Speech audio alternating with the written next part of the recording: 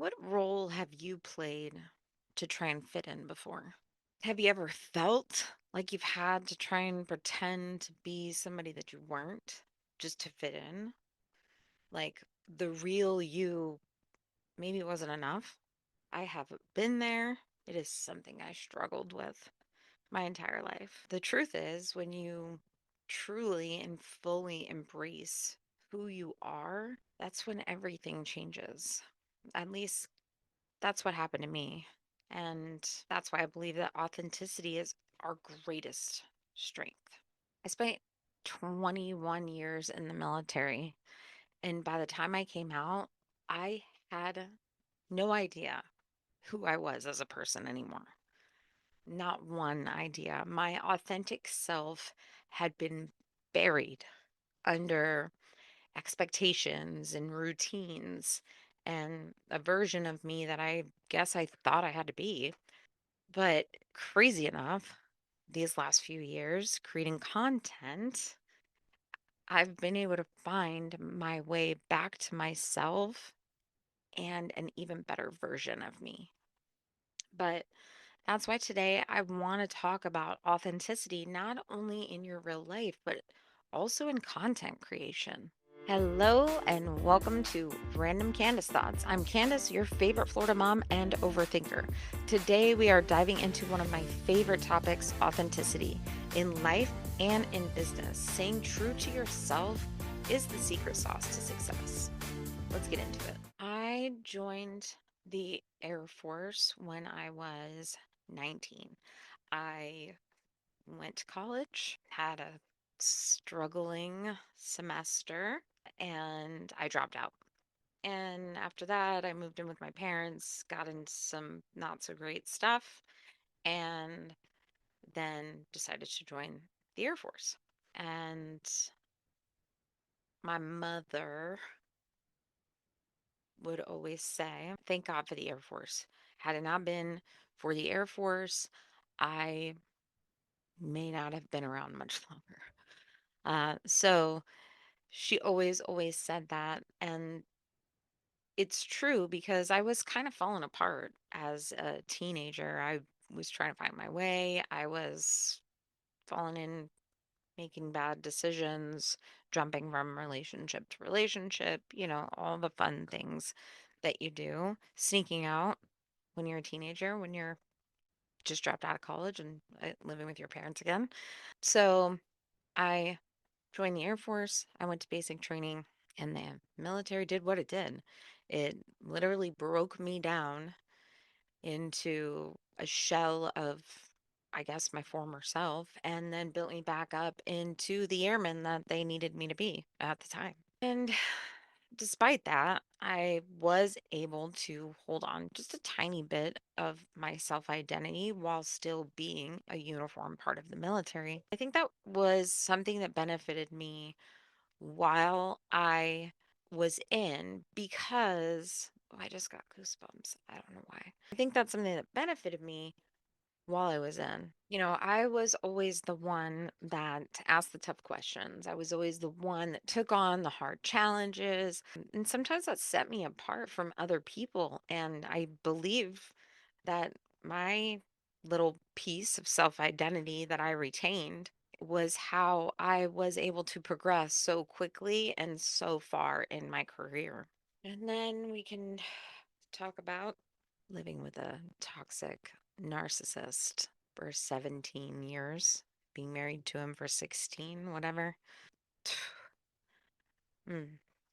16 years of emotional and mental abuse from a narcissist. When you're done after that, you really got to build yourself back up. And I didn't only have to build myself up, I had to build up my kids while still in the military. The last straw with him, and if you ask him, he'll tell you I left him in a mental hospital because I did. I did. It was my one chance to get away. One of the last things that he said to me, that he had intentionally tried to sabotage my career because he could not handle that I was more successful than he was. Leaving that marriage was one of the most difficult things because, mind you, we had 4 children. I had 4 children with this man. It was one of the hardest yet empowering things I had ever done in my life up to that point as an adult. And just like the Air Force, I had to redefine myself on my terms and find my strength again. As we know now, after I retired from the Air Force, finding myself, starting a business, creating content, and talk about the pressure to be perfect all the time. Perfect videos, perfect lighting, perfect words, perfect music, perfect this, perfect that, perfect everything. Do you have enough followers? Do you not have enough followers? That was very difficult for me to understand that I wasn't creating content for me in my business. It was for my audience. It was for my followers. It was to help people. And I had to step back from that and realize that I didn't have to be perfect. Nobody wanted me to fit into a certain perfect little mold. I wasn't supposed to be. In fact, for almost the first full year of my journey, people told me I was being too unique. I was being too authentic in my content. I wasn't following the strict guidance on how to create content when building a business. And I made the decision to say, F it. I made the decision to say, F it, and just keep going and doing what I wanted to do and kind of closing that door and finding other people that had the same views as me, and it completely changed my life and my business and my content. Completely changed it. That was when I was really able to break free from trying to be perfect all the time. I didn't need to wear makeup every time I made content. I didn't need to have on the perfect clothes. I didn't need to have my hair brushed. I don't even think I brushed my hair today. I think I sprayed some dry shampoo in it and went on about my day. So there's no need to be perfect because people don't need perfect. Do people like to see perfect and fancy? Yeah, sure. But they don't always want to see that. Sometimes they want to see the shit show. But the pressure to be perfect really does kind of get to you and put you in a headspace that's could cause you to quit. I would say the turning point for us in our business really came when I started to embrace the uniqueness of me, of our family, of who we were. And I started to notice that people really craved that relatability and the realness in this just sea of curated, perfect content. One example, when I started my business, covers, putting covers on your Instagram page so that people could see what they were. It was a big deal. It was so time consuming. It was so time consuming. And I didn't want to do it. I hired my daughter. She was my assistant. And that's what she would do all night long. She would just change the covers, make the covers look different. I realized this is taking up too much time. And why would I waste my time on when people really don't care? I'm still able to gain followers without creating these fancy covers for my Instagram page. Some of my most follow heavy content, I would say, has come from me just being real and sharing my story and talking about my struggles and sharing that with other people because maybe they are afraid to come online and they're looking for somebody who isn't that could share a story and they could write a comment. Honestly, sharing your struggles and your quirks, I mean, it builds trust. And that's what we're here to do. We're here to build a community, build trust, and get people to know and like you. Here's some recommendations for you to just be your authentic self online. Very practical ways. Just show up as yourself. Share behind the scenes stuff. Share the unpolished moments, no makeup, the messy house, the dirty clothes. Share it. than unbrushed hair. Speak in your natural voice. We just talked about this, Jennifer and I, on the Social Circle podcast, where we go through all things related to business and content creation in the space. And we just talked about the need to speak in your natural voice. There's no need for you to have corporate jargon and a bunch of other things. Just talk like yourself and share your values and opinions that align with you and your brand, because that's what you're building here. You are building your brand.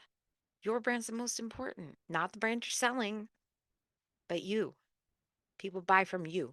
Just be your authentic self.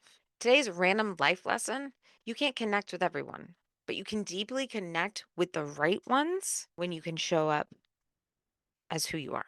And before I go today, I want to introduce a new segment that I would like to include every week, and that is Oliver's Light. If you have not listened to previous podcasts, in episode 4, I discussed my grandson Ollie and who he is and how he has impacted our lives. Be sure to check that out if you haven't.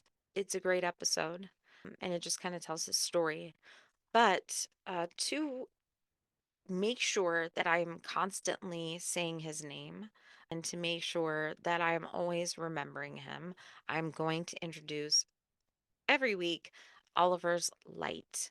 And all it is a space to share something positive. It'll be inspired by him. And one day I would like to get to a point where people are writing in their positive things that I would be able to share on the podcast.